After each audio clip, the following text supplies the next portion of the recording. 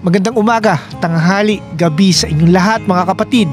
Saan dako o lugar ka man naroroon ngayon, ang panalangin ko po ay ang pagpapala ng Diyos sa iyo at sa ating pag-aaral sa sulat ni Apostol Pablo kay Tito.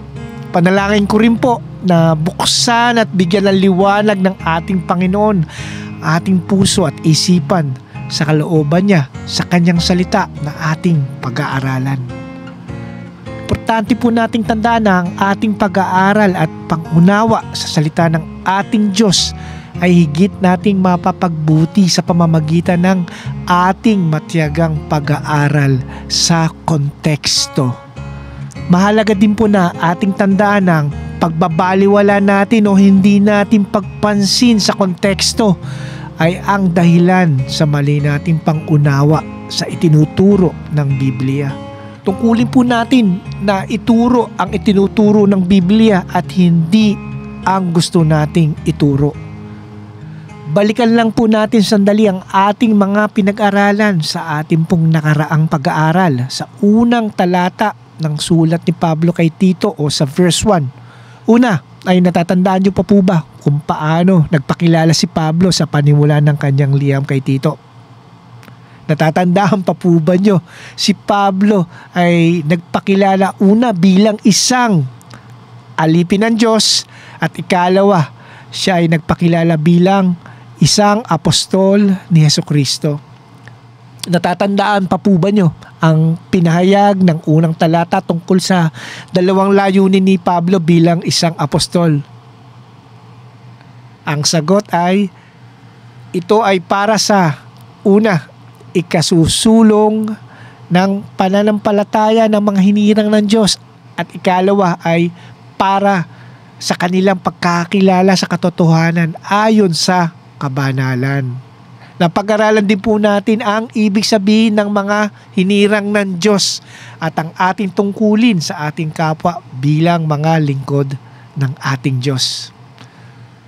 At ngayon naman po sa ikalawang bahagi ng ating pag-aaral sa unang seksyon ng liham ni Pablo kay Tito o ang Tito Kabanata 1, talata 1 hanggang 4, atin naman pag-aaralan at susuriin maigi ang ikalawa at ikatlong talata verses 2 and 3 ng liham ni Pablo kay Tito na pinamagatang kong seguridad sa patotoo at sa salita ng ating Diyos.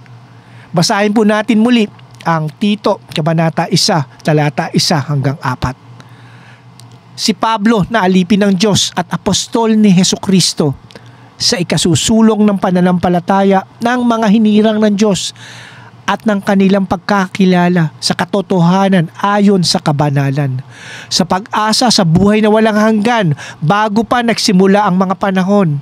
Ito ay pinangako ng Diyos na hindi nagsisinungaling, ngunit sa taktang panahon ay pinahayag sa kanyang salita sa pamamagitan ng pangangaral na sa akin ay ipinagkatiwala ayon sa utos ng Diyos na ating tagapagligtas. Kay Tito na aking tunay na anak sa iisang pananampalataya, biyaya at kapayapaan mula sa Diyos Ama at kay Jesucristo na ating tagapagligtas. Basahin ko po muli sa inyo ang verses 2 and 3 na ating pag-aaralan ngayon.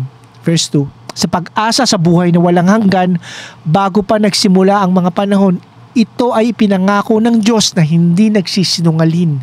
Verse 3, ngunit sa takdang panahon ay pinahayag sa kanyang salita sa pamamagitan ng pangangaral na sa akin ay ipinagkatiwala ayon sa utos ng Diyos na ating tagapagligtas.